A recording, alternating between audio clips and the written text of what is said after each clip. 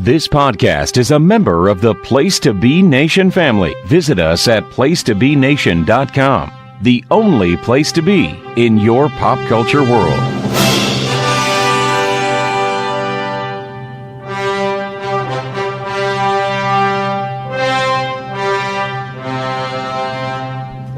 Place to Be Nation Comics proudly presents DC Post-Crisis Management, a monthly miniseries exploring DC Comics crisis events from 1986 through today.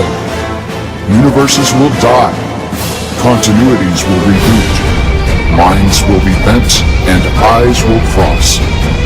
The end is only the beginning. Is the end. Or some such nonsense. Place to Be Nation, welcome to the first episode of DC Post-Crisis Management. I'm your host, Russell Sellers. In this limited monthly series, I, along with my special guest, will try to navigate the many worlds, nay, universes of DC Comics from 1986 through today. Why 1986? Well, that was the first time DC Comics wholesale rebooted its entire universe with a massive crossover event called Crisis on Infinite Earths. And that one event has shaped the entirety of DC's history ever since. Today, I'm going to dive into this seminal work and try to make heads or tails of it for you, the listening audience. But I didn't come alone. The manager of Place to Be Nation Comics and producer of this very fun program, Todd Weber, is here to take the journey with me, or rather, to talk me off the ledge when things get to be a little too much. And if you'd like to hear more of our thoughts on this episode or participate in the conversation with us, follow Todd on Twitter at Todd Weber Guitar and me at Russell_Sellers. While you're at it, give the official Place to Be Nation Comics Twitter a follow at PTBN Comics. You can also hear us on the Marvel Age podcast, along with the other two members of the Sarcastic Four, Nick Duke and Tim Capel. But that's enough about Marvel. They get plenty of love from us. It's time to dive into some DC Comics starting right now. Well, Todd, welcome to the first episode ever of DC Post-Crisis Management. And thanks for being here, man.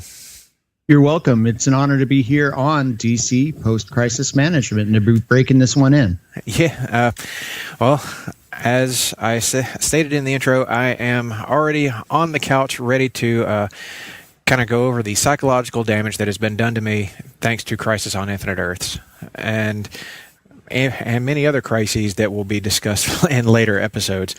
But I figured it was best to bring you in on this because you have said on numerous occasions that this is your favorite crossover event ever. And you, not to tell tales out of school, but you were there while it was being published. You read this one as it was coming out, didn't you?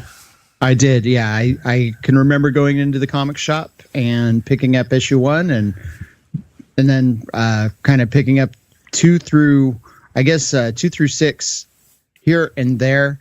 It was easier for me to follow along by reading books like Who's Who, and then all the crossovers, and then eventually I got caught up. I think I bought new as they came out 1 and then 7 through 12, just based on my proximity to comic shops and availability as they came, and then I filled in the gaps a little bit later through back issues. Didn't get a trade collection of this for many years, but I got this is one of the rare, I think, a quadruple dips for me because I have the issues, I have the deluxe hardcover collection that's signed by everybody, and then I got the absolute edition, and now I have a digital edition as well. So have this 4 different ways. So you have experienced this in many different iterations. Now, for me, I didn't experience Crisis on Infinite Earths until way after it had been published. It was in the mid 2000s, the first decade of the 2000s, and I was still relatively new to DC whenever I sat down to read it, so a lot of this really was tough to get into because it is, as you know, a very dense work. But it's an incredible work from Marv Wolfman and artist George Perez. a team that had already made their name at DC through New Teen Titans. And prior to that, Marv Wolfman was also an editor on Green Lantern. So he had, a lot of experience at DC already. And when he pitched this idea, initially he wanted it to be just the history of the DC universe. But as it went along and his idea evolved, he soon realized that it was going to mean the end of the larger DC multiverse and a streamlining of DC Comics history. So that's the premise of Crisis on Infinite Earths. This all starts with the end of the larger DC multiverse, no more multiple copies of the various heroes, but we streamline it down to only one definitive version of Superman, Batman, Wonder Woman, Flash, etc. And we move the history forward from there. And this all started, it was published, I believe, in 1986.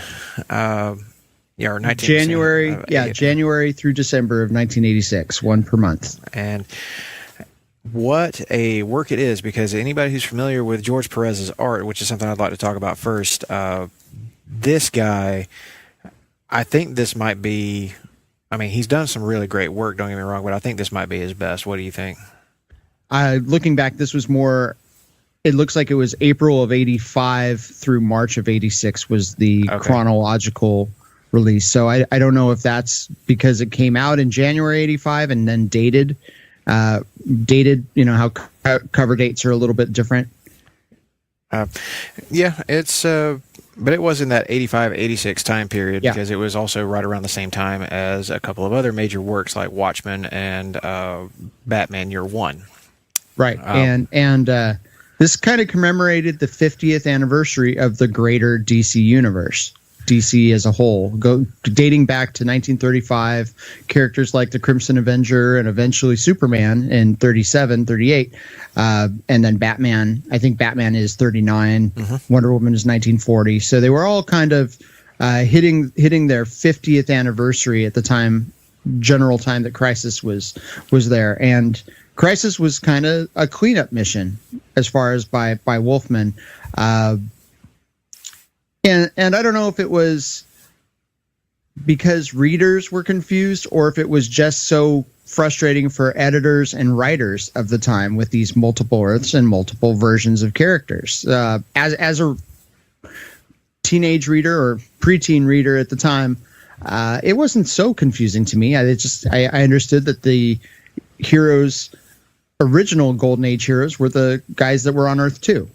And Shazam had his own Earth, and the Crime Syndicate had their own Earth. And just you learn to understand it and know that there were two versions of certain of these characters. And the companion book for Crisis was called Who's Who in the DC Universe. And that ended up running a lot longer than Crisis on Infinite Earths did.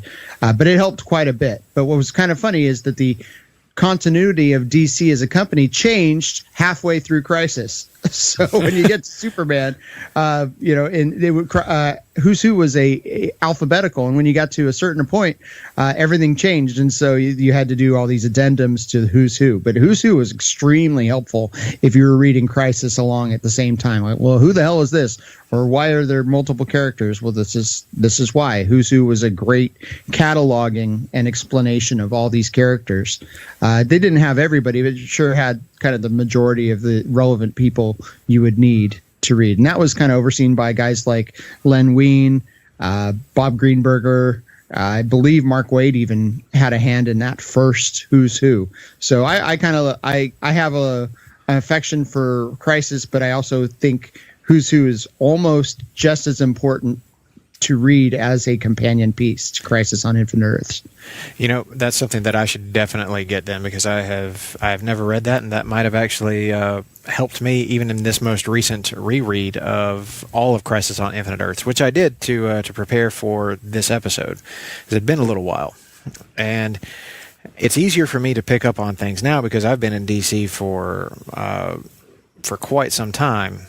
At this point, so I'm very familiar with a lot of these characters, but even still, some of them, it still goes over my head, or it's like I'm glad that someone called them out by name in the series because I never would have guessed that's who it was. Specifically, the original version of Captain Atom looks nothing like his modern day counterpart. So, No, no, they definitely redesigned a lot of the characters post-Crisis. yes, as we said in the title, this all changes everything. The entire history of the DCU winds up not only streamlined but rewritten, and it's all thanks to a villain created by Wolfman and Perez called the Anti-Monitor. Now, the Anti-Monitor has his counterpart in the positive matter universe, as they call it, whereas the Anti-Monitor inhabits the antimatter universe. His counterpart is called the Monitor. Creative, I know. But the mission of the Monitor is to basically keep the universe alive, while the Anti-Monitor wants to, not necessarily, I guess, destroy, but to transform all of the positive matter universes into antimatter so that he can become the all-powerful supreme being. Now, as villain motivations go, I mean, it's pretty like high concept and cosmic on that end. So what did you think as you went along reading this and seeing the Anti-Monitor's motivations and missions? How did that strike you? What do you think about him as a villain? Yeah, I suppose you got to have a big bad for these things, and you kind of have to introduce a new level of big bad. This had happened just a little bit after the Secret Wars of Marvel, and Marvel introduced the Beyonder, who was a higher level villain, not even a villain. He was kind of a galactic force that was just a god to these characters. And I could say that the Monitor / Anti-Monitor combo were similar things, but not totally alien to these universes. They'd been watching these characters, cataloging them. In fact, the original name for the Monitor was going to be the Librarian, which is not that threatening, but I think he wanted Wolfman wanted the Librarian to be the be all end all villain of the piece, and then they ended up changing it to a good librarian and a bad librarian. And his ultimate thing was to destroy everything and get all the anti-matter power for himself, all the antimatter energy for himself. And then what then? What next? I don't know. I don't know where they were going to go with it from there. But that wasn't the be all end all of Crisis. Crisis was to streamline everything onto one Earth, one version of all these heroes, and a relatively easy to follow history and continuity. And I think they did that pretty well for about, I don't know, when did they start breaking those rules with things like hypertime, and then eventually the reintroduction of the multiverse? I don't know when that started happening, because you had multiple futures after a while. Yeah, that will be discussed in later episodes of this show, because we will be covering a couple of events that started to tease out the return of the multiverse, that maybe it never even went away at all, and then one event that brings it loudly screaming back to life, and it's kind of an undoing of a lot of the things that happened here in Crisis on Infinite Earths. But when it comes to like the point where we start in this, we're kind of plunged right into the action, as is, that's kind of the case with most comics, big comic events. They just kind of drop you into the middle of the action. Like the very first thing that happens in Crisis on Infinite Earths in issue 1 is the destruction of an Earth, and we're seeing this all through the eyes of a character named Pariah, who is a character that is kind of he seems like a ghost to anyone who witnesses him on their respective Earths, and he's always drawn to the destruction of a universe. So if a universe is dying, he's going to show up there because he's drawn, as he puts it, drawn to evil. And it's not because he's a bad guy. He doesn't want to see these worlds die. It's a very traumatic event for him, as he's been pulled from one Earth to another to watch them be consumed by the white antimatter nothingness. And for a while, he's our point of view character, but it seems like as Crisis goes along, it keeps shifting from one character to another as to who our POV is supposed to be. So when you're reading Crisis, who do you see as the point of view character? I would say probably, I believe it's Lila Harbinger. I forget how they pronounce that word, that name. I see her, especially when you get to the Harbinger files later in there. There is a kind of a second screen issue. I believe it's in issue 8. It might be 9 or 10, where Perez does the art in a different style, and you get her perspective on the whole thing. But she's in every issue here. You see her get taken. One of her aspects gets taken over by the Anti-Monitor and introduces a necessary evil to the whole thing, and ultimately kills the positive Monitor.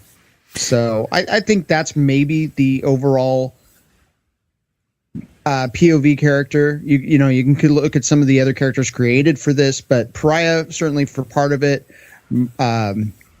Harbinger for part of it, and I think because each hero has their own Earth's perspective, no one is truly an all consuming, or not all consuming, all applicable POV character. Maybe even Psychopirate too. You see his point of view quite a bit in there, and I know that's a favorite character of you. I know you're going to talk about him quite a bit.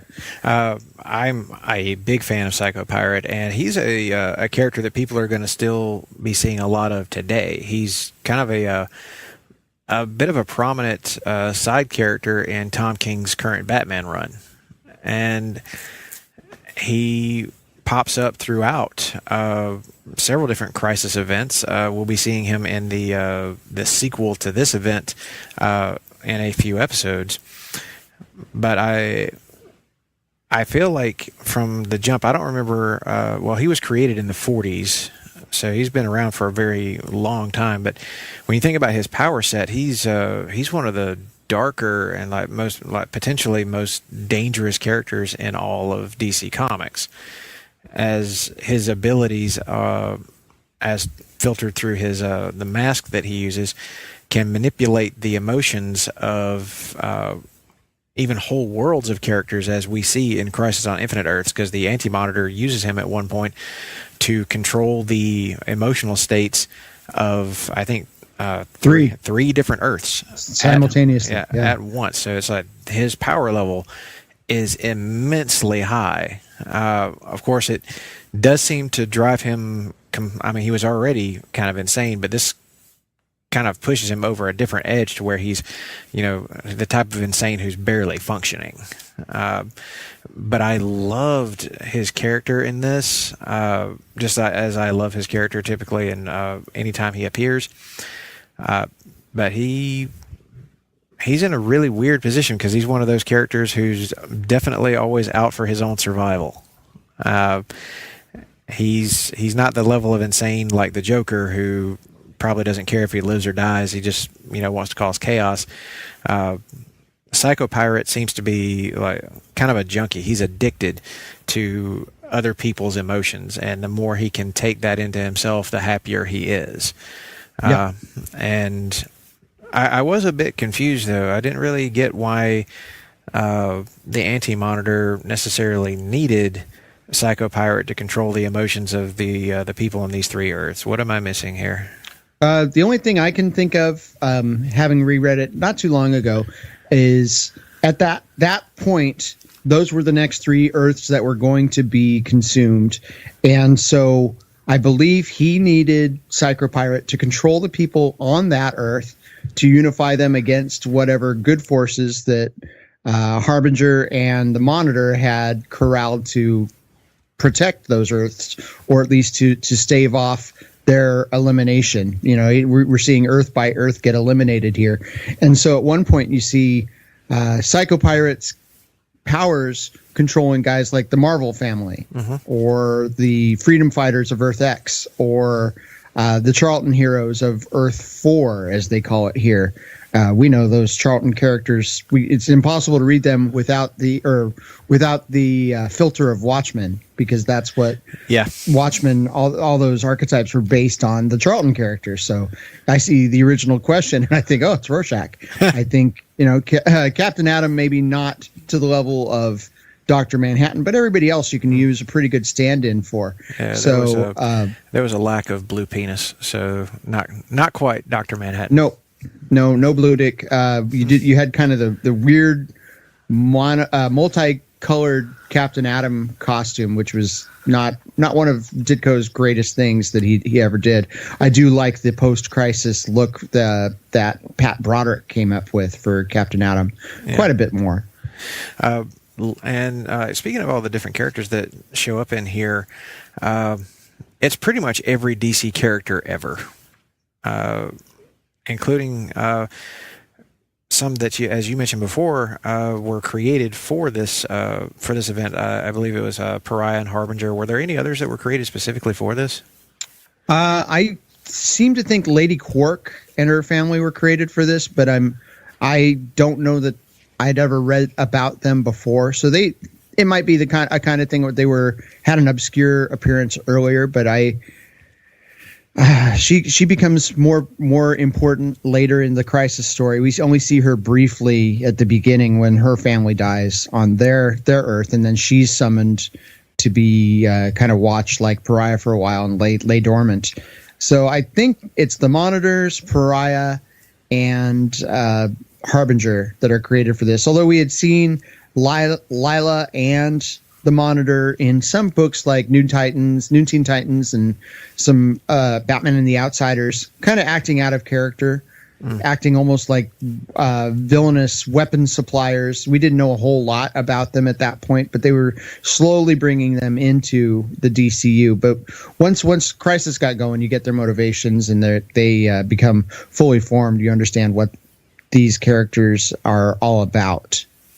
Yeah, and it's a really interesting cross section of all these characters, and there are a few characters though that are very popular who show up in here, and they pretty much have absolutely nothing to do. You see them kind of on the outskirts, and two of those characters, surprisingly enough, are Batman and Robin. They show up, you get a quick glimpse of them. Batman has a little bit of an investigative thing going on. I believe it's in issue 2, and he has a really unfortunate panel with the Joker, where he has been sprayed by some white gooey substance from the Joker's flower, and then you see his face afterwards. He's covered in this stuff. Yeah, it's very it'll take you back. But the part that happens after that is Barry Allen, the Flash, just suddenly appears out of nowhere and seems to be going on and on about everything is dying around him, and he's looking for his wife Iris, and Batman's trying to talk to him, but he's not getting much of a response out of him, and then he just watches Flash kind of wither and disintegrate into nothing in front of him. And that's kind of the first hints of a major character who's going to die in this event. So that is one thing I did want to ask you about, because you'd kind of grown up with Barry Allen being the Flash, and Wally West was Kid Flash. Yes, and at the time of Crisis publication, Flash had been kind of off the table for a little while. He had just wrapped up his regular series where he was transported into the future, having been exonerated for the Reverse Flash's death. Mm-hmm. And we hadn't really seen a whole lot of him since then. He wasn't showing up in Justice League issues so much. He was just kind of happy in the future. We didn't know what happened. They lived happily ever after. So seeing Flash come back was maybe a bit of okay, well, something is going to happen, but you get later in the series an explanation of why Flash made that appearance to Batman and had changed a little bit and was terrified. So that was kind of cool that you had that set up and payoff later.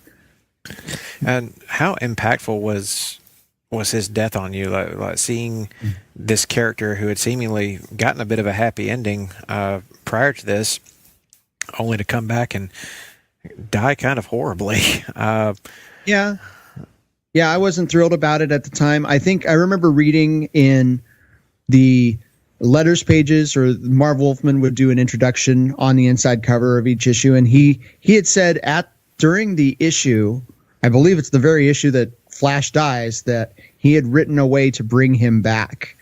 So, or maybe that might be just me associating that. But right away, I'd heard that Wolfman had built a way to bring Flash back. And of course, he never does come back that way. He ends up coming back years and years later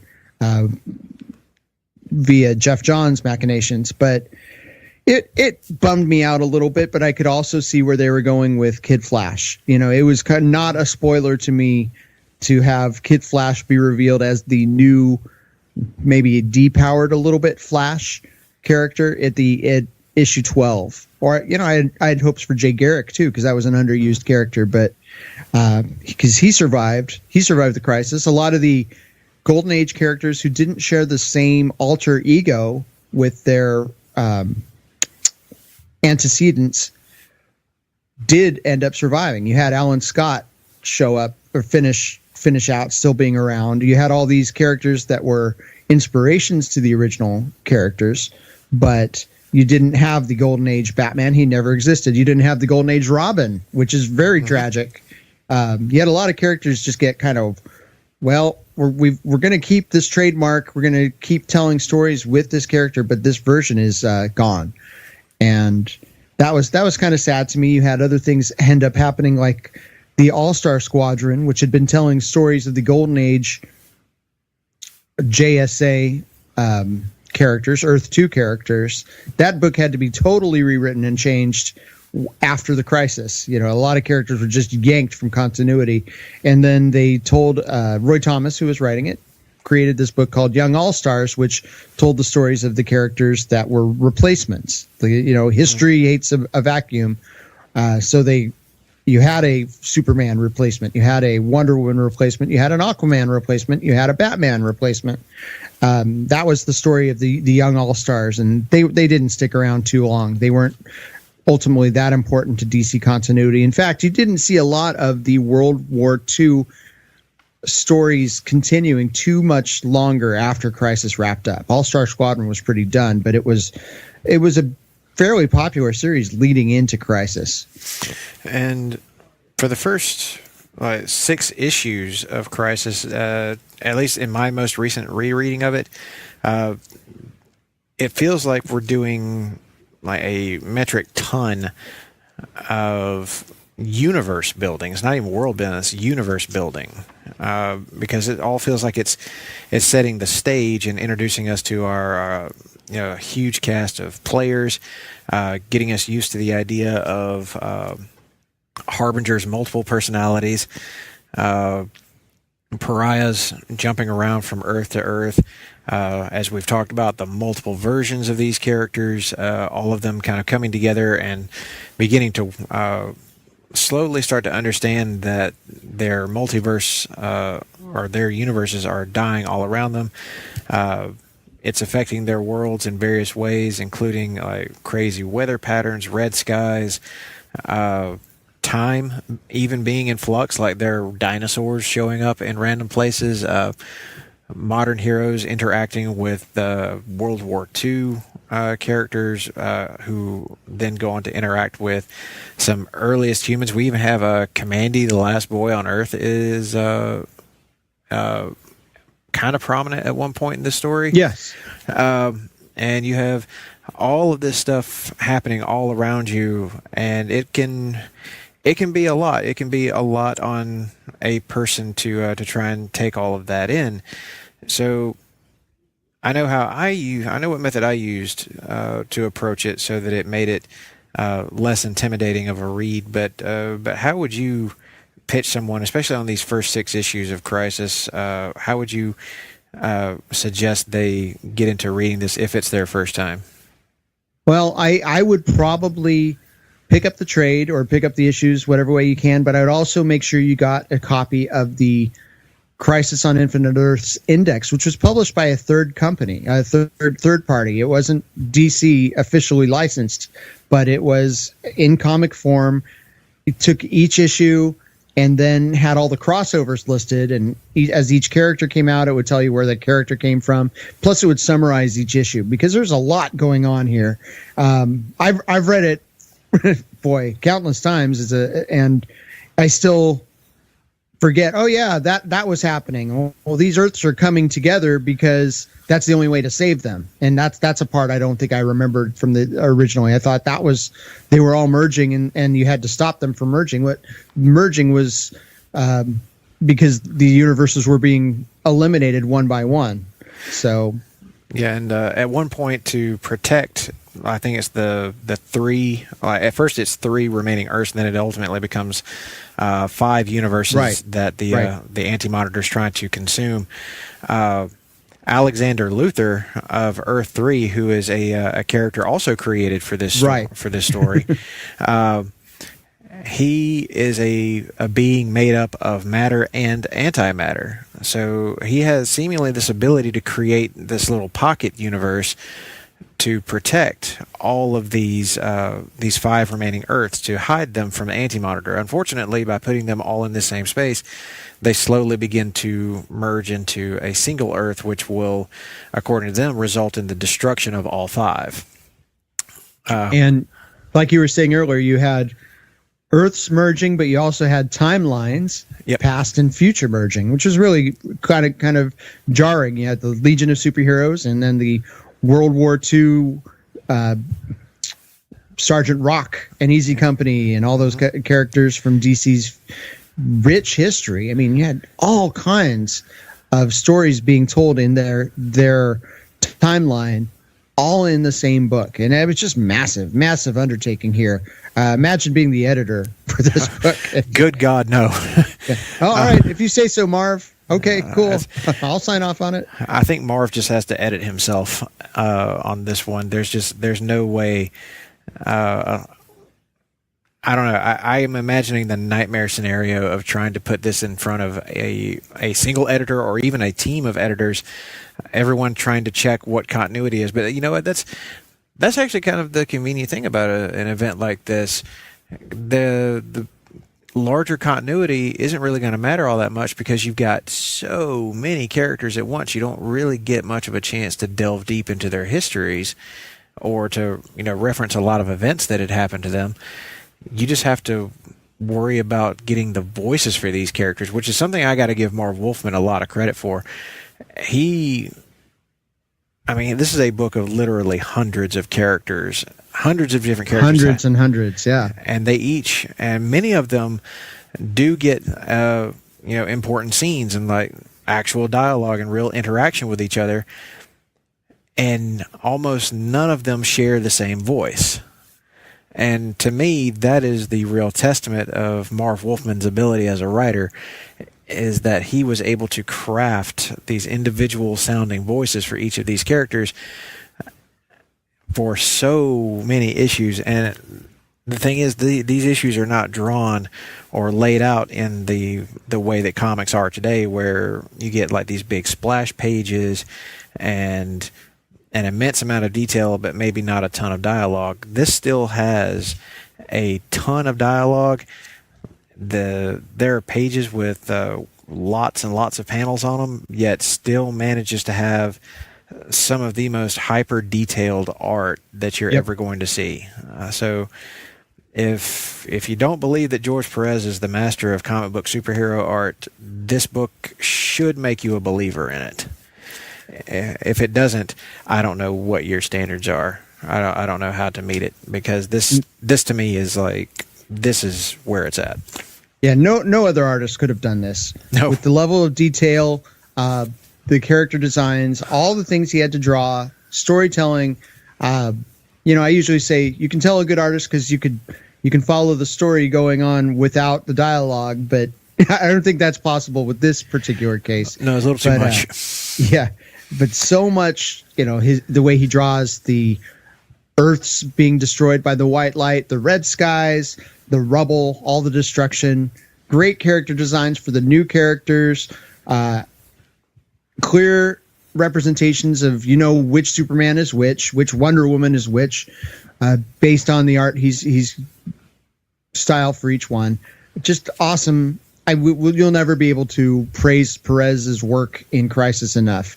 It's definitive. It's his greatest achievement, I think. And imagine how big he had to blow these pages up to get the level of detail, in each one. You have to zoom in to see all the stuff going on. I mean, this was back in the mid 80s whenever he was doing all this, so I'm imagining just how big his drafting table was. How big was it? How big were the sheets of paper he was drawing on? Yeah, I mean, he quite the workhorse. Imagine getting just this series done in a year, but there were times where he was still doing Titans books at the same time, or he took off a lot. He did quite a bit of. He gave himself a head start on this book, as I understand it. So yeah, there's a big long stretch of Titans where he was done with it and he had moved on to here, and then after this he went to Wonder Woman.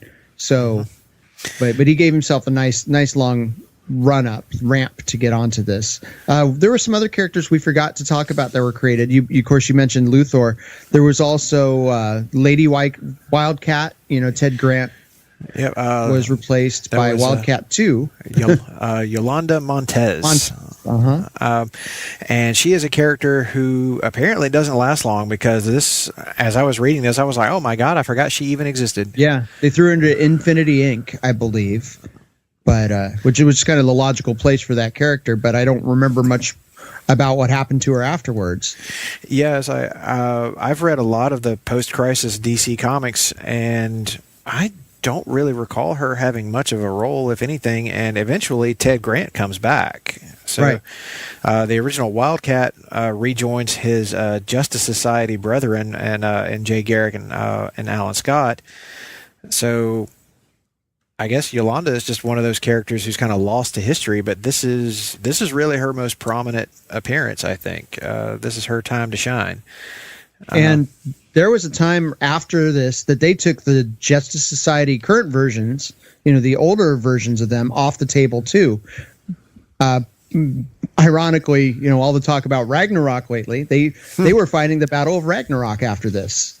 Yes. And and so they were off in a pocket universe or in Asgard or something, and they weren't even available to DC after the Crisis for a long time. The Golden Age versions of the characters, just to keep things clear, I suppose. And there's one other character who was created for this, but she's had a much longer and more prominent history, and that was a new version of Dr. Light. Dr. Light, right. And she was an unhappy person in these issues. She was definitely given her own character. Her character arc might be the most, or one of the most emotional ones in the book to me, because she starts out as you said, she's very angry, and she's really just a generally unpleasant person. Just not somebody that I would care to be around, because she's very just obnoxious with her "I'm always right" opinions, and she really looks down on everybody around her because everybody else to her seems really stupid. But as she evolves as a character, she starts to take on a much more heroic stance, and by the end of the book, she's been inspired by the sacrifice of a few of these different heroes, and she really steps up and becomes a very prominent hero herself. And that brings me to the next point I wanted to cover, was the back half of Crisis, because we've talked about the first 6 issues here and how it can be pretty confusing. So reading the recaps and indexes of these issues would certainly help. But Todd, I think you mentioned to me that Crisis on Infinite Earths number 7 might be your favorite issue, like your favorite comic ever. Yeah, it is definitely one of my top 5, I would say. Beyond the Silent Night, I believe, is the title of the story, and it's it's Supergirl's greatest moment as a character. Sadly, because it's this version of Supergirl's last moment as a character. But she, just the whole arc with her and the Anti-Monitor, and she leaving everybody beyond to just sacrifice herself is so beautifully done. I've read it and reread it, and I used to take, when I was aspiring to become an artist, I would write sequences, draw sequences out of this. I just adore that issue 7, and it's extra sized too. I believe it's a double-sized issue. It definitely is, because that's the most memorable thing that happens in the issue is you have this team of heroes who all go to confront the Anti-Monitor where he lives. They're going to the planet Quard, which is the antimatter universe equivalent to Oa, the home planet of the Guardians of the Universe and the central headquarters of the Green Lantern Corps. And from Quard is where the Anti-Monitor has kind of launched his offensive, but he is back there now, seemingly laying in wait for these heroes. He's kind of goaded them into coming to him. So you have both versions of Superman that have survived. You've got the Superman of Earth 1 and Earth 2. You've got Lady Quark. You have Uncle Sam from the Freedom Fighters. And you also have Blue Beetle.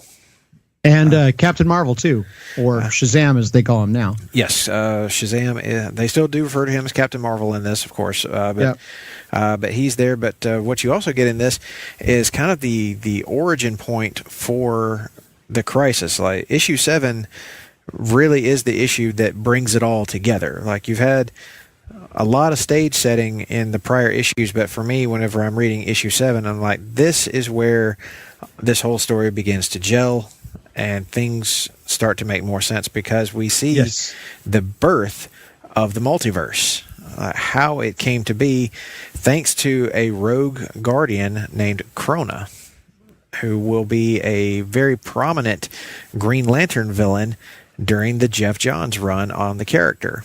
But this is where we see Krona trying to look into the past, peer into the past to see the birth of the universe, even though it's known to the Guardians that any attempt to do this could result in the destruction of the universe. And Krona just doesn't care. He just wants to know this. He wants all knowledge for himself, no matter what. And when he peers into the past and sees that giant blue hand seemingly creating the universe, it causes this massive split that fractures the singular universe into a multiverse from the past. So as all of this happens, at the time, the present day for them would be the Guardians put Krona on trial, and they sentence him to be not necessarily killed, but turned into some kind of like energy force that's doomed to roam the universe disembodied for all of eternity. You get the origins of not only the multiverse, not only the Anti-Monitor, not only the Monitor, but you get Pariah and Harbinger as well. Yes, they tell. We really kind of, like, everything has been leading to this. You get the whole story, and you just, as soon as I see what's going on. We've got the Earths, and their heroes are kind of segregated again, kind of regrouping, figuring out what to do next. Alexander Luthor pulls some of the more powerful ones, and they go on a strike force mission to Quard, where the Weaponers of Quard come from. Other former, I think of the Gil Kane art for them. And antimatter. I've been saying Anti-Monitor so much. Antimatter villains, classic Green Lantern stuff. But ironically, we don't really have a lot of Green Lantern in Crisis to this point. John Stewart was in the first issue. Hal Jordan is nowhere to be found. We had a couple check-ins on the Corps, the Green Lantern Corps. We're checking out stuff earlier, but we didn't get a whole lot of time with them. So it's kind of perplexing, this big cosmic threat, but we don't have a lot of Green Lantern to this point. No, we don't, and we don't really get much of them until near the end of the story when Guy Gardner becomes the new Green Lantern of Earth, or he's reinstated. It's kind of hard to tell this exactly what the deal here is, but I guess that's why I get little editor notes in here that say I should read something like Green Lantern 195, which is where the story of Guy Gardner picks up after, I believe it's issue 9. Yeah, issue 9 of Crisis. So, but before we move on to that, I did want to remark just a little bit more on the death of Supergirl.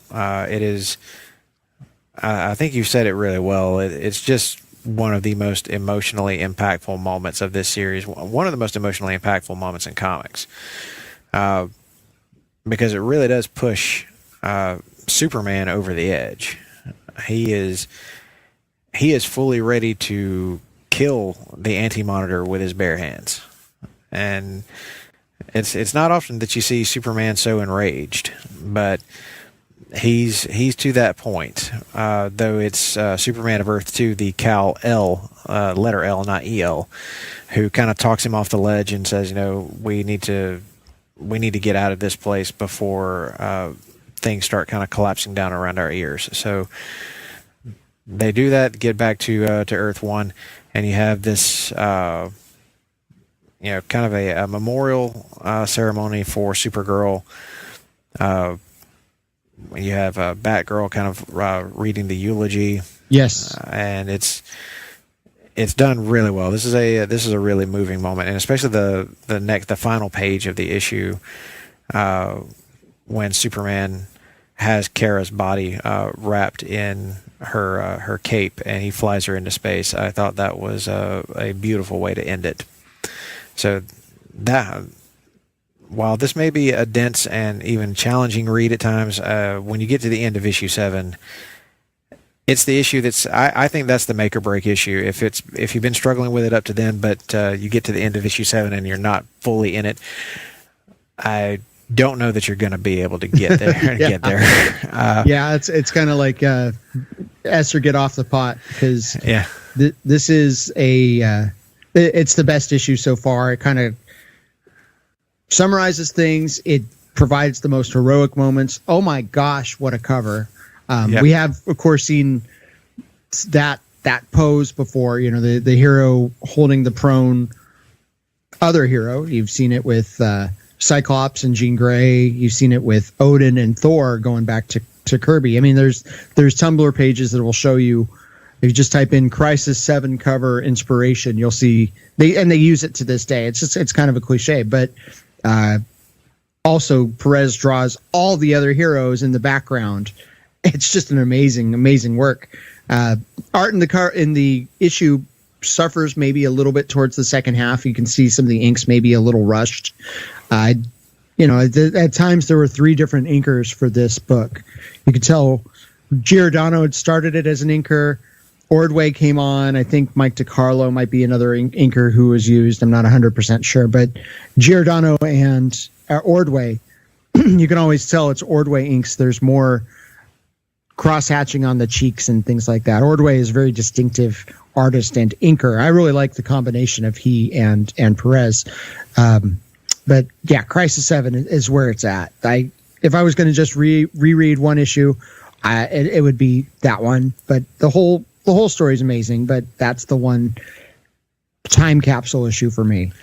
And I feel like maybe if you want to get into this story, you could conceivably read issue 7 as a standalone story, because it's giving you the beginnings of all of this.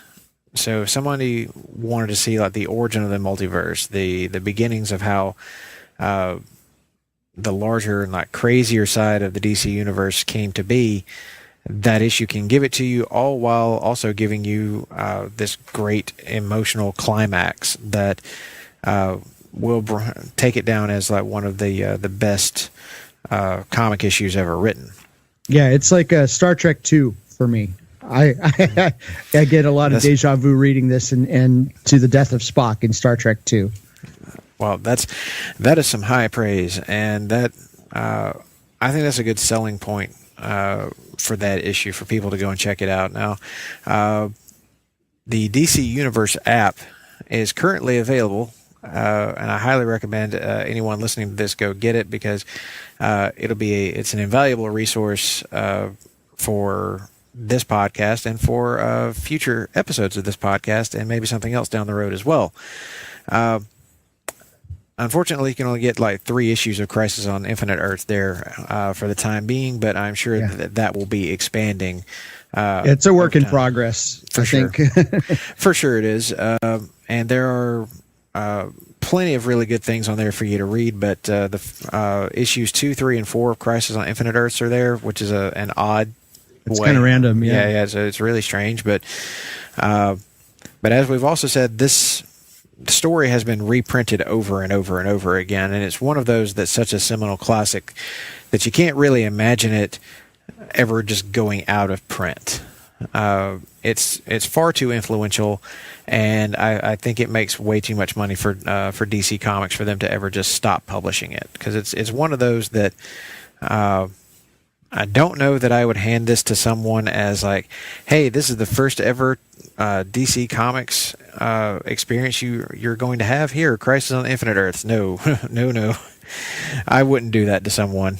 No. I feel like that's just that's far too much, too dense of a place to start. But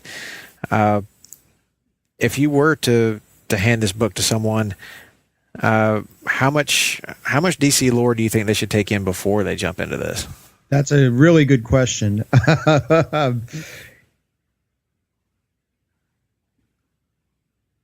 Yeah, it's a tough one. It's one that I don't even have an answer for, honestly, because I had only read a bit of DC Comics before I jumped into Crisis on Infinite Earths, because I had heard so much about it. I'd always heard people talk about how great this event is. So I thought, all right, well, I'll give this a shot. And the first time through, it was tough. It was a tough read. Couldn't get through part of it for a while, but luckily there were internet resources out there that helped me to get me where I needed to be in terms of understanding the story. So I do highly recommend people do that if you're going to jump into this and you're still relatively new to DC Comics. But I wonder how interesting how if you've read Infinite Crisis, how this story changes for you. Oh boy. And I know, and that's a future podcast, but we are going to get to the sequel to this, which is Infinite Crisis by Jeff Johns and Phil Jimenez.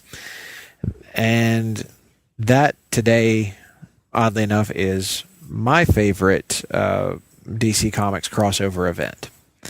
So I can't say that I did read Crisis on Infinite Earths before I read Infinite Crisis. And that does put a lot of this into context, and I think that's what what really helps is the original Crisis. Even though it's a little odd to call it that, because there were other stories called Crisis before this one. Yeah, Crisis on Earth Z or whatever you had. They were usually reserved for the Justice League and Justice Society team ups that would happen every year in the pages of the Justice League of America comic. And you had one called Crisis on Two Earths, which I believe introduced the crime syndicate. Okay. Yeah, I mean, it was an annual event, and everybody looked forward to it, and they would use this to bring in other Earths too. They brought in the Earth X characters, the Freedom Fighters, and you had the All-Star Squadron, you had a Legion one. Mm-hmm. So it's a pretty common thing throughout DC history to have these events that they call Crisis, and this was just the biggest one up to this point. And it was kind of honestly, if you look at it for what it is, you could have said this is the crisis to end all crises, versus like the ones that happened before. So even the idea of multiple Earths was not introduced in this. It had always been something that, as we mentioned before, something that DC had always been working with. And I'm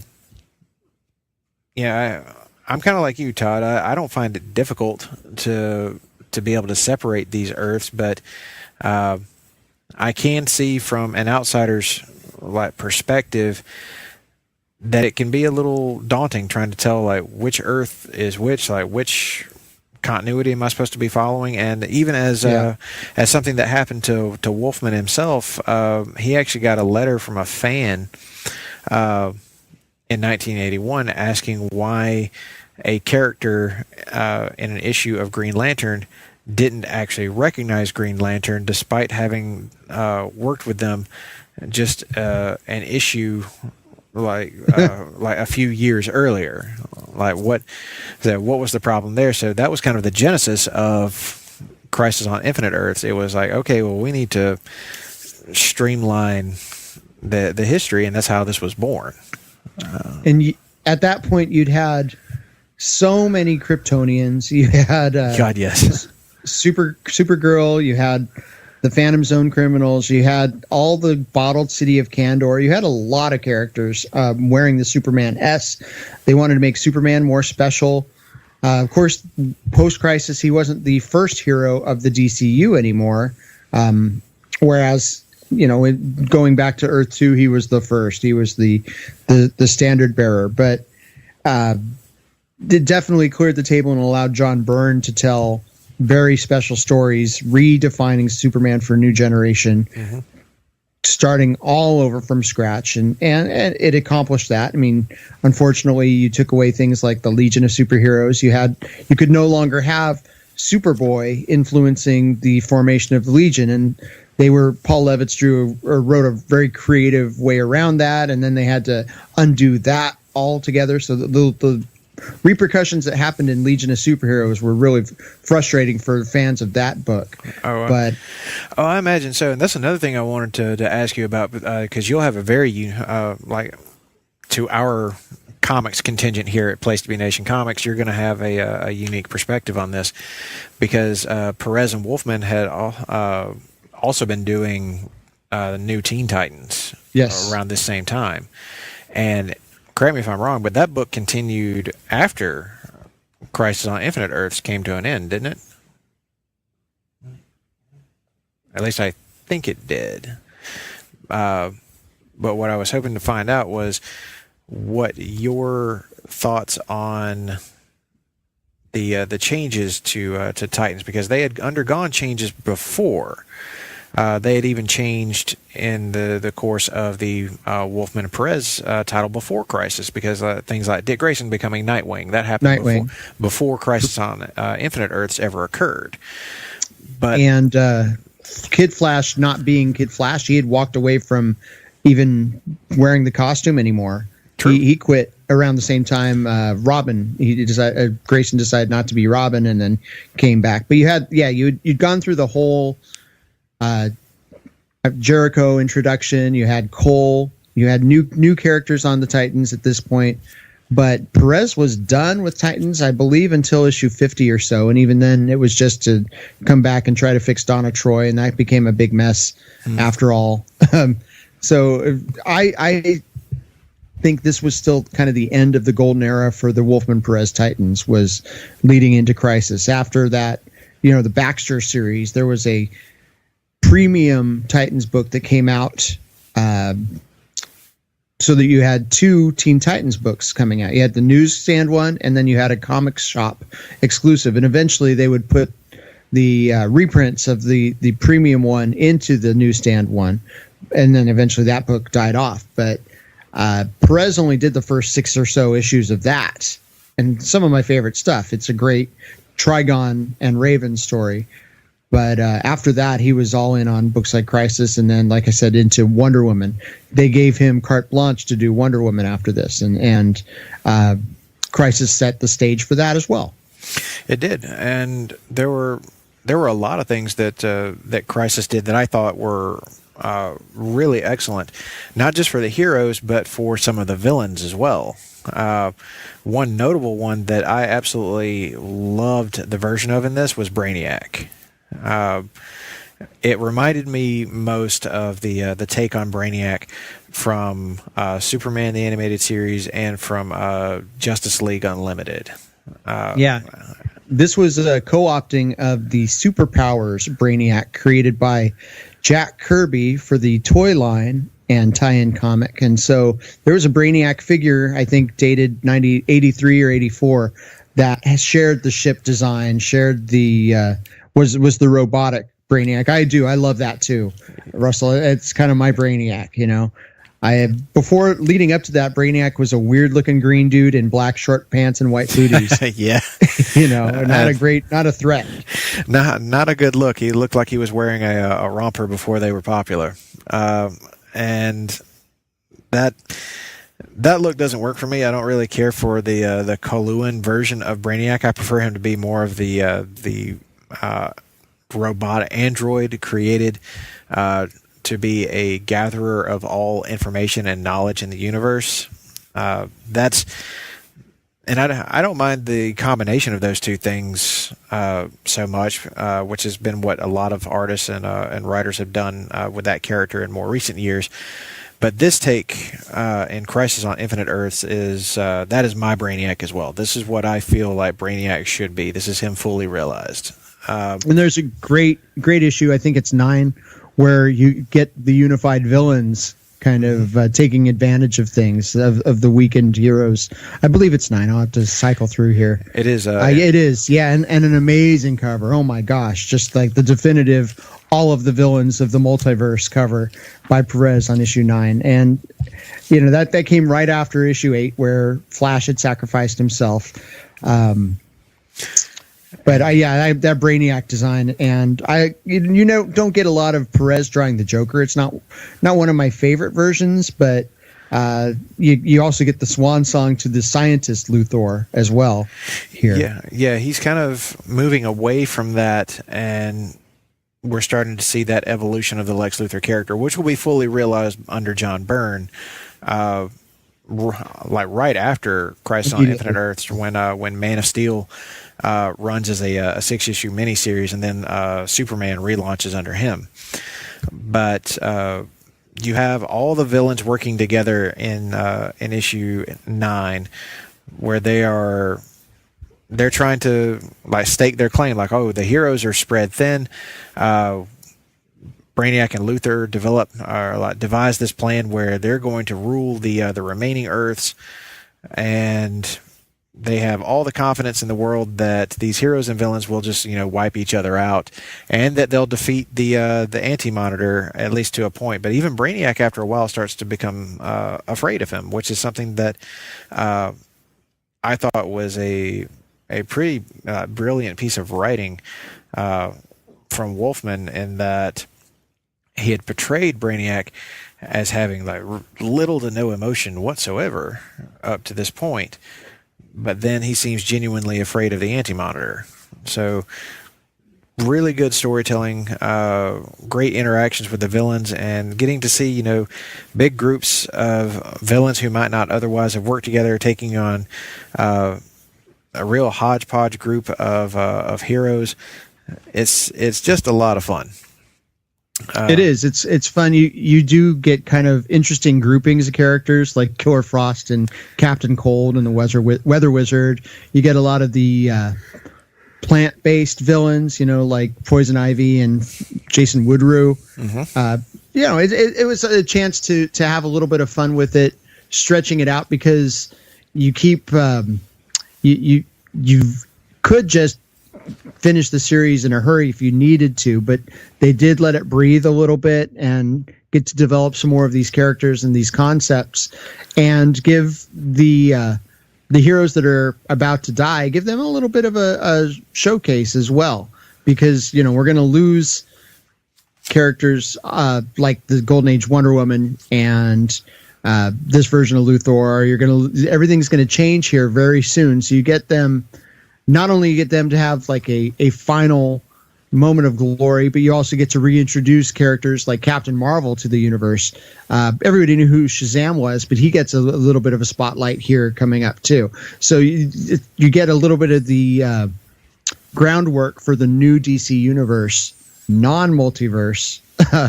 And you also got this little, in issue 10, the Harbinger files or the Monitor files, where Lila goes throughout the galaxy and you see a lot of the things that haven't been covered in Crisis to this point.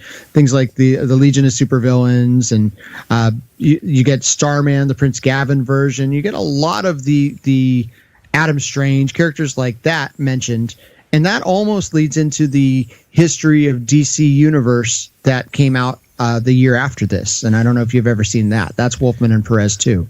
That's one that I definitely need to get and it's beautiful. Add to my collection. That is something that will for sure be added after all this. And I'm glad we sat down to kind of discuss all of this, because it's helping to put it all like in a much easier to understand place for me. Because as I mentioned in the intro, this is all about me laying on the couch with my various chosen psychiatrists to come in here and allow me to kind of talk through the issues and let them explain their perspectives on it to me. And as we come to the end of Crisis on Infinite Earths, we get the new Earth is born out of the remains of those five as they were brought together by Alexander Luthor, and you have certain characters who have made their way over. We've mentioned that certain characters from the JSA are here, and we wind up with two Supermen. We've got Earth 1 and Earth 2 Superman, with the Earth 2 Superman realizing that his Earth no longer exists, which means his universe doesn't. His Krypton never did, and it's something that starts to drive he and a few other characters who come to this realization about themselves. It drives them a bit, towards insanity. Robin, Earth 2 Robin. Yep, the Earth 2 Robin and Huntress. Yeah, they just are people without a place here, and I was hoping that they would, instead of what they ended up doing with Superman and Lois, the Earth 2 versions, I was hoping that he would survive, and you would have to find a way for him to be heroic but not be Superman anymore on Earth 1 or on the new Earth. But I thought that would be an interesting story. But of course, I was a really weird 15-year-old at that point, I think. Let's have this tragic character who his whole universe is gone, except for maybe Power Girl, and let's see him create a new identity and still be a hero. But Superman is Superman, so he is, and that's not even we haven't even done the final battle of the heroes versus the Anti-Monitor. Like before all of that happened, before we even got to the creation of the new Earth, it looked like, at least on the surface, that they had defeated the Anti-Monitor. That he was completely beaten by Superman of Earth 2, by Superboy of Earth Prime, who is a character that we haven't really touched on too much. Yeah, he was a character created in I think the very last issue of DC Comics Presents. Earth Prime's deal was that it had no superheroes. It was our Earth. We lived there.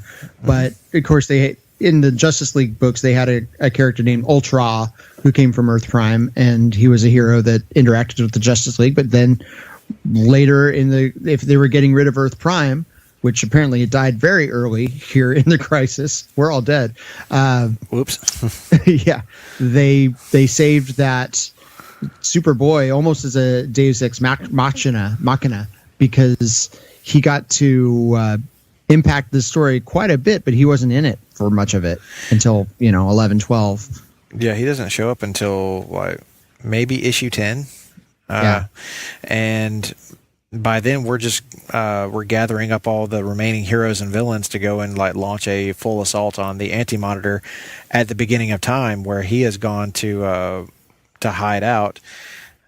And everyone stop the multiverse from being created, right? Or what was he was going to not necessarily prevent the creation of the multiverse, but it was going to be an antimatter multiverse. Okay. And it was going to be all him, like it was all going to feed his power, be created in his image, and everything would be, I guess, a multiverse of nothing but pure evil and darkness. So you have all of these heroes able to travel there, along with your mystic heroes working with Dr. Fate inside the Tower of Fate to create a kind of mystic shield, or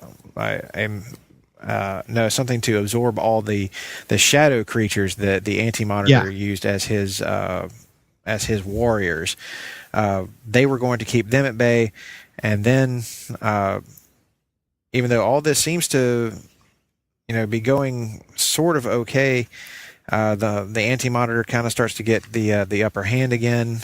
He's absorbing all the power from these heroes, which is what he wanted in the first place, as it turns out, for them to travel back to this time, or to the beginning of time, thanks to Alexander Luthor's ability to open a portal back to that point. And while it seems like the tide is turning towards the Anti-Monitor, the Spectre shows up just out of nowhere. Yeah, he had been in issue 10. Yep, he had been there. We knew he was coming in. We didn't know what role he was going to play, but he shows up and reaching into this the same void that the Anti-Monitor is reaching into. You get this massive explosion and seemingly the breaking of the beginning of the multiverse. So at the end of that issue, you're thinking, oh no, did they just completely end the multiverse? So did everything just blink out of existence because of this battle? But at the beginning of the very next issue, which is issue 11, titled Aftershock, right? That's the new Earth is born. Yeah, the very first thing you see is the new and now only Earth, the only remaining Earth, is here. Really funny scene at the beginning of it with the Superman of Earth 2 waking up in his apartment. Seems like everything's fine. Of course, in his mind, he's the editor of the Daily Star. Daily Star. He goes to the Daily Planet office, never even looking up to see that it's called the Daily Planet, not the Star. He walks into the editor's office and sits down at the table sits down at the desk like it's his, just going about his business. And in walks Perry White, asking just who in the hell this person thinks he is. I always like it's Uncle Clark. Yes. I like that. So Uncle Superman. Yes, the Superman of Earth 1 shows up, or Clark Kent of Earth 1 shows up, and it's like, oh, it's my Uncle Clark, the guy I'm named after. Like, good save. That's kind of meta. I love it. Yes. Yeah, I like that. I like that issue too, because you have the two remaining Supermen, not counting Superboy of Earth Prime, and then Jay Garrick and Wally West in search of the other multiverses, or the other Earths, and they're all gone. They find that this is all that's left. And this is also the issue where Wally finally figures out, or finally understands, that Barry Allen is indeed dead. Yeah, I think he sees that flash in literal flash forward in issue 12 when they're on at the Anti-Monitor's place, and Anti-Monitor's castle, fortress, and Flash shows up, and it's him running through time like he did in issue 2. Yep. And then he finally finds the corpse, or the psychopirate, with Barry's remains, and Wally kind of goes nuts on him. He finds Psychopirate has Barry's suit, his just the Flash costume, and the ring that it came in, and it's at that moment when Wally really he kind of loses it for a little bit, but he gains his composure after a minute and realizes that he and Jay are like the last speedsters left. And we didn't have a Speed Force or any of that Flash mythology back then. No, this was just kind of Flash is gone. he's did. None of that exists at all. But as we see here, all the heroes are able to come back together, and they launch an all-out as the Anti-Monitor reappears in his new armor, like looking, like really. I love that design. Yeah, the design of the Anti-Monitor is just badass. This is one of those that you just have to experience for yourself. It's a tremendous design from Perez. But you have all the heroes come back together in a. I will say in the final issue, Final Crisis, as it's called, it can be kind of tough to follow in the layout, so you have to really watch how you do it, because there are times whenever you're reading top to bottom, left to right, but then there are other times where you're going like across the whole page, and then it's like, okay, my God, there's so much happening here, and I can't really sometimes follow what Perez's thinking is in his layouts. What panel view is meant for, if you can do panel view, it helps quite a bit. Boy, it slows down the reading of these issues quite a bit too. If you go to panel view, you really get to savor these books.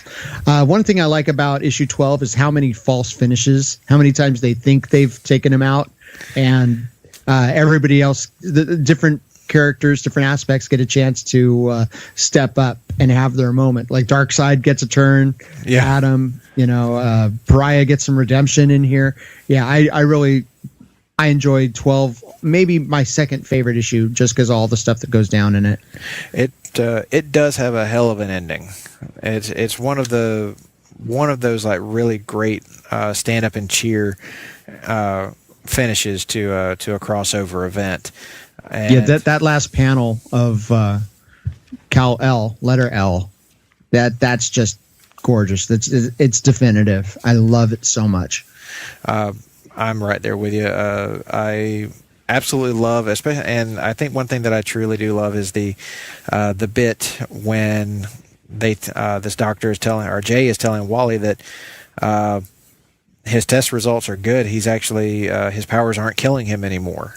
Which was why he stopped being Kid Flash in the first place, was because the use of his powers was hurting him. But now that's not the case.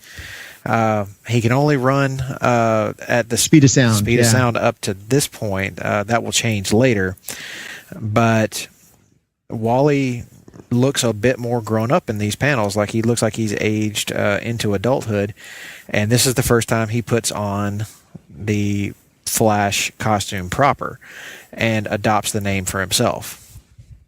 So for me, this is the moment whenever the Flash that I grew up with came to be. So that's another reason I think new DC fans really should read this. Like after you've read a few stories featuring your favorite character, you need to go back and check this out, especially if you're a Flash fan or a Wally West fan, or if you've ever been interested in the character at all. This is the moment where he's no longer Kid, he is the Flash. And that's, for me, one of the greatest moments in DC Comics history. So, in a story that's already packed with them.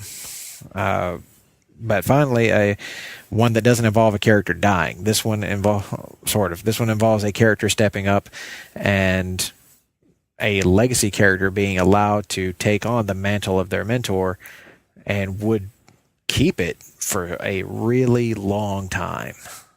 So and we can debate why they brought back Barry when maybe they had felt that they'd done all they could with Wally, but he was my Flash too, and I know he was Ben's Flash too. And if you read the Wade run particularly, and then later Jeff Johns, and even some of the Bill Loeb stuff, Flash solo series was great. And prior to this, the Infantino Carrie Bates Flash was not an awesome book. It was kind of very stale at this point. So I always enjoyed Wally in Teen Titans, and he was kind of a tragic character there. But Flash, as a character after this, gets a new lease on life, and he becomes a little bit more lighthearted as a character. So He was about my age. Well, not about my age, but he was a young character I could relate to. I liked where they were going with this icon.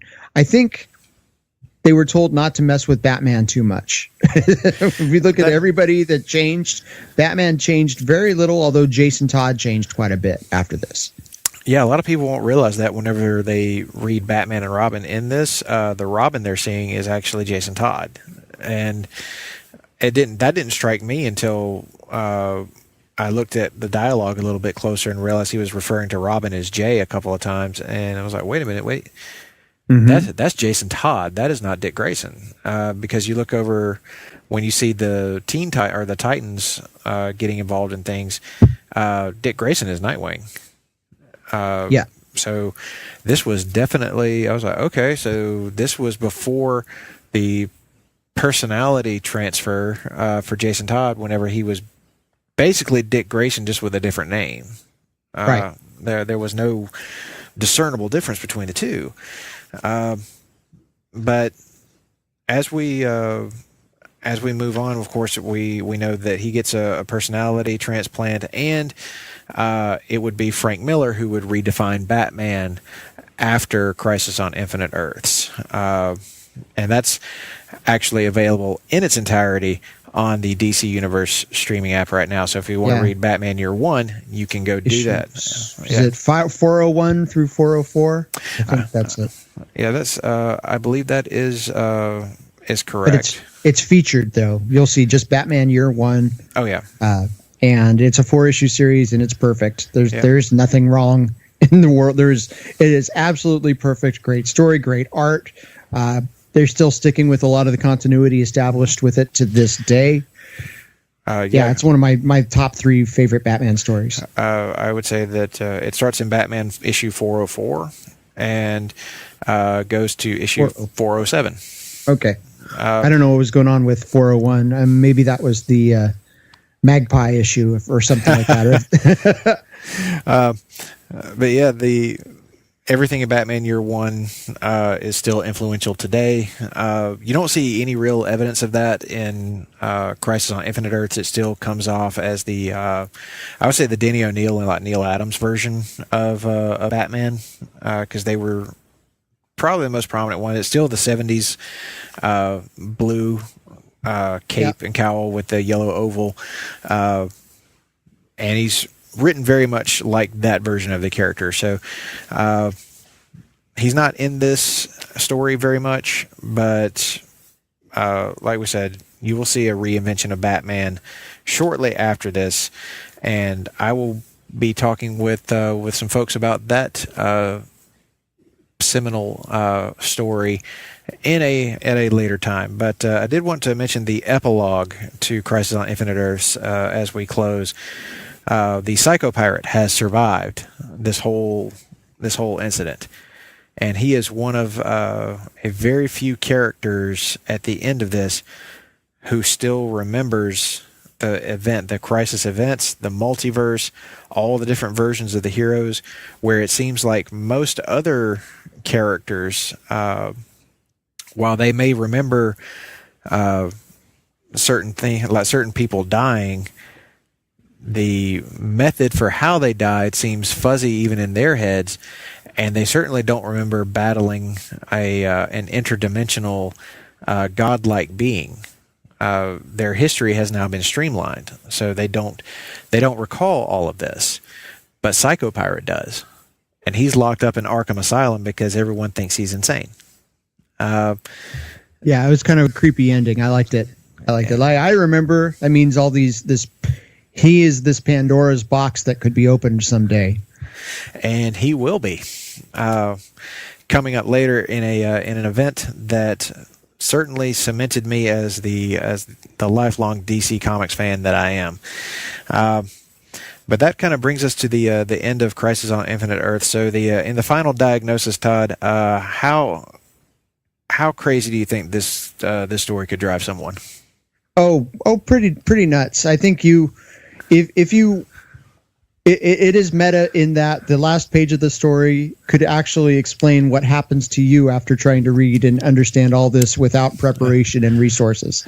But I did, before we move on, I do forget that I dropped out, but there is some groundwork well, not even groundwork, but kind of a tribute to the first superhero of Superman, Clark Kent, Kal-El, letter L. Alexander Luthor takes he and Superboy and Clark's Lois into a pocket dimension, and we assume they live happily ever after. And why would we think that they wouldn't, right? Exactly. They get big hero moments, and this is kind of like their version of going to heaven. It's like you don't have to experience death. Your universes are gone, but you can still live in this paradise pocket dimension that Alexander Luthor of Earth 3 has created. And all seems right with them. It's like, okay, here's your just reward for always being such a good hero, and for always being that superhero we all look up to, and the one who helped to set the stage and define it for the generation who comes after you. It's a feel good moment. It's that happily ever after that you always want to see for your major heroes. Unfortunately, it is not to last. No, but that's later. Getting.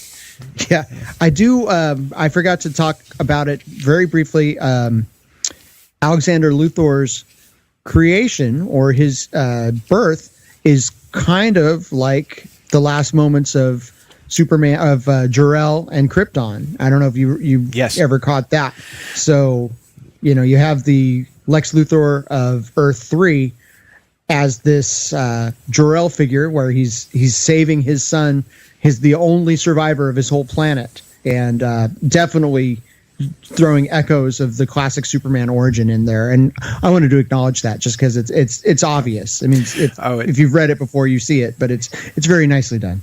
It was. I really appreciated that a lot, especially in this reading of it. That here you have the destruction of Earth 3 as the Anti-Monitor is wiping it out, and that's the Crime Syndicate Earth. So all the counterparts to Superman, Batman, and Wonder Woman, etc. They're villains on this Earth, and Lex Luthor is the hero. But he saves his still not quite born son by launching him out into the multiverse, and he's found by Harbinger and the Monitor.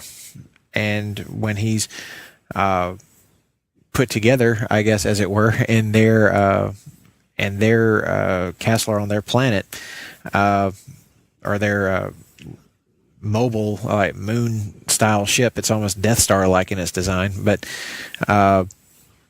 he grows up really fast, becomes supremely intelligent at a rapid rate, and is one of those characters who, or is this like very unique character in that he's made up of both matter and antimatter. So he's able to walk between worlds, which is another callback to Superman by saying he's a child of two worlds. Right. That's good too.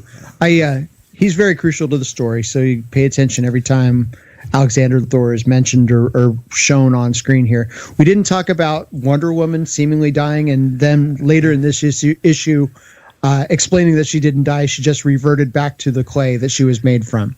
That was weird.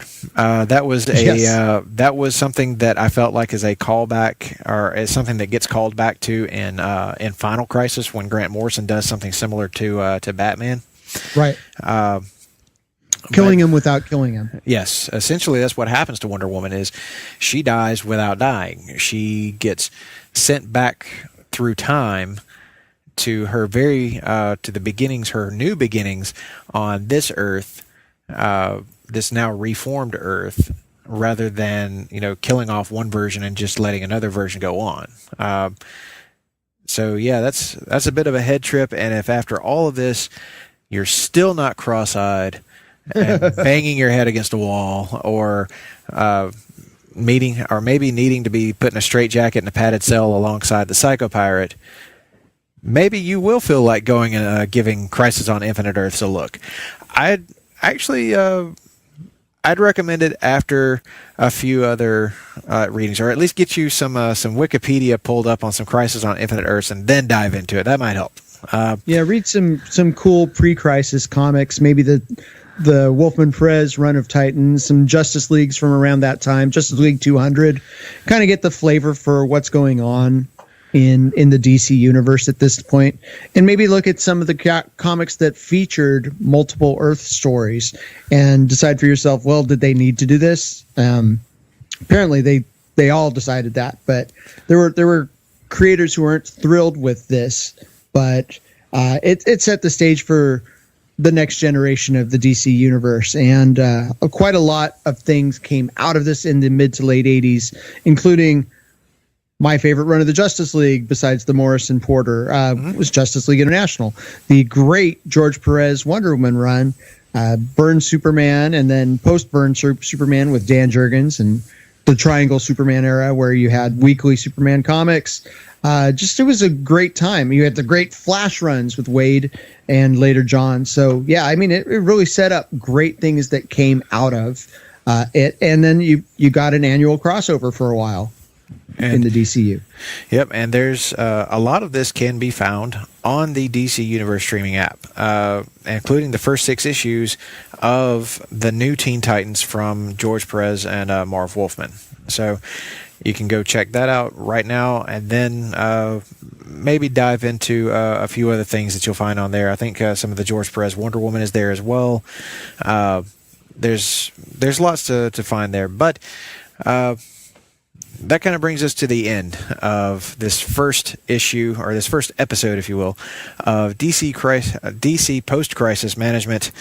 And Todd, I want to say thanks again for showing up and allowing me to talk through my issues here on my couch as we move further into this little mini project of mine. Next time around, we'll be looking at an event that takes place, I believe, it's in the early '90s of DC Comics. So the continuity has been going for a little while, and things are seemingly settled. We're in a nice flow up to this point. But then there's going to come along a little event called 0 Hour Crisis in Time. And things are going to get really out there. Things are going to get a little mucked up. But so just as soon as I feel like I've gotten it all straight, someone has to come along and shake things up a bit, as it were. But look for that episode to come out next month. In October, I'll be joined by one half of the Hard Traveling Fanboys. Mr. Greg Phillips will be here to talk with me about 0 Hour and about a story that followed up from there, a story called The Final Night, which for us Hal Jordan fans is a bit of a sore spot. But we will get to that in a few weeks. So thank you again for joining me on DC Post-Crisis Management, and we will see you next time.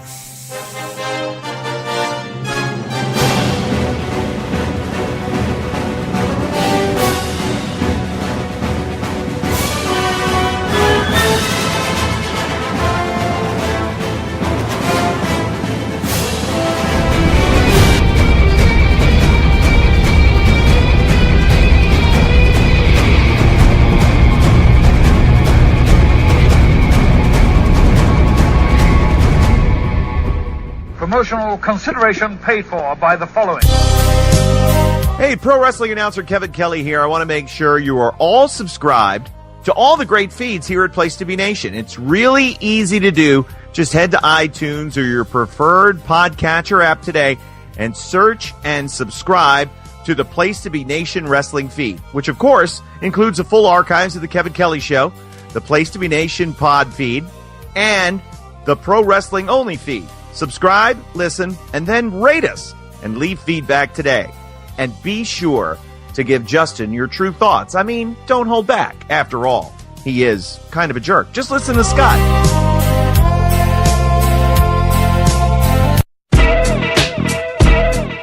Place to Be Nation's JT Rosero and Chad Campbell here. We want to let you know that we have a ton of great podcasts available to you on iTunes, Stitcher, Google Play, and PlaceToBeNation.com. We offer them to you on two great feeds. On the Place to Be Nation Wrestling feed, we bring you the Mothership, the Place to Be podcast, along with Main Event, Survey Says, the Monday Night Wars, and our monthly pay-per-view reaction show, as well as Jeff Learns Wrestling. In addition to these full-length shows, we also deliver special network podcasts and pod blasts on topics old and new. Over on the Pro Wrestling Only feed, we dive deep inside the wrestling business with a stacked army of experts leading the way. The feed features potpourri shows such as This Week in Wrestling, Greetings from Allentown, Match of the Week podcast, and the Military Industrial Suplex. We also have shows that focus intently on certain topics like Through the Years, Worldcast, Strong Style History, Strong Style Story, and Mount Olympus. Plus, the feed has the full archives of legendary shows like Titans of Wrestling, Where the Big Boys Play, Letters from Center Stage, and Letters from Kayfabe, plus much more. And on our very popular Place to Be Nation Pop podcast feed, we offer such great shows as Talkin' Pop, the Glenn Butler Podcast Hour Spectacular, NBA Team, PTBN Play, Sunday Groove, Breaking Balls, and Lucha Undead, as well as a veritable podcast heaven for comics fans with the hard-traveling fanboys, Sellers Points, Todd Weber's Conversations, Geek and Sassy, and Marvel Age Podcasts. You can find all of these current shows, plus archives of our past podcasts, including The Kevin Kelly Show, as well by subscribing to both feeds on iTunes. And while there, be sure to rate and leave feedback today.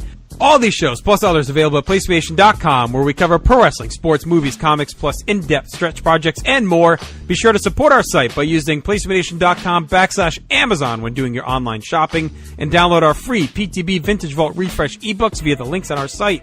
We also want to thank our friends at Boneheads Wing Bar in West Warwick, Rhode Island, and Fall River, Massachusetts, and thehistoryofwrestling.com. Be sure to follow us on Facebook, Twitter, Instagram, and Tumblr as well. PlaceToBeNation.com, the only place to be in your pop culture world.